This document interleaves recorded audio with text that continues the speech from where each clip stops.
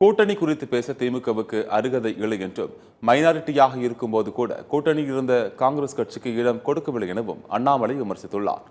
திருப்பூர் மாவட்டம் அவிநாசி பாளையம் பகுதியில் 7வது நாளாக விவசாயிகள் காத்திருப்பு போராட்டத்தில் ஈடுபட்டுள்ளனர். எண்ணெய் குழாய் பதிக்கும் பணிகளால் விவசாயம் பாதிக்கப்படுவதாக குற்றம் சாட்டியுள்ளனர். இந்நிலையில் விவசாயிகளை சந்தித்த அண்ணாமலை இந்த திட்டம் தொடர்பாக பேசியுள்ளதாகவும், இருதரப்பும் பேச்சுவார்த்தை நடத்தி சமூக தீர்வு எட்டப்படும் என்றும் கூறினார். பின்னர் செய்தியாளர்களை சந்தித்த அவர், பாஜக தாவேக முற்றிலும் மாறுபட்ட நிலைப்பாடு கொண்டவர்கள் என்றும், தேர்தல் நெருங்கும் போது கூட்டணி குறித்து பார்த்துக் கொள்ளலாம் எனவும் தெரிவித்தார்.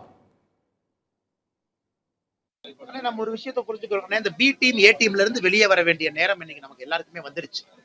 இன்னைக்கு மக்கள் எந்த புதிய கட்சியா, நீங்க என்ன கொள்கை வச்சிருக்கீங்க, எங்களுக்கு என்ன செய்ய போறீங்க சொல்லுங்க அப்படின்னு. அது நடிகர் விஜய் அவர்களாக இருக்கட்டும், பாரதிய ஜனதா கட்சி அதிமுக கூட்டணியாக இருக்கட்டும், திராவிட முன்னேற்ற கழகம் தலைமையிலான கூட்டணியாக இருக்கட்டும், நீங்க எது பார்த்தாலும் கூட மக்கள் இன்னைக்கு எதிர்பார்ப்பது புதுசா என்ன பண்ண போறீங்க, எங்களுக்கு என்ன சொல்லுங்க. ஏற்கனவே பாரதிய ஜனதா கட்சியை பொறுத்தவரை நம்ம கொள்கை உங்களுக்கு தெரியும். டிவிகேவை பொறுத்த வரைக்கும் அவங்க கொள்கை தெரியும்.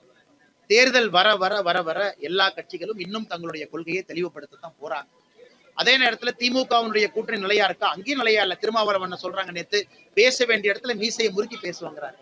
சோ எப்ப பேசுவாரு நாங்களும் காத்திருக்கிறோம். அதனால எந்த கூட்டணியுமே முழுமையாக முடிவடையாத நிலைமையில இன்னும் கொஞ்சம் பொறுமையாக இருப்பதுதான் சரிங்க.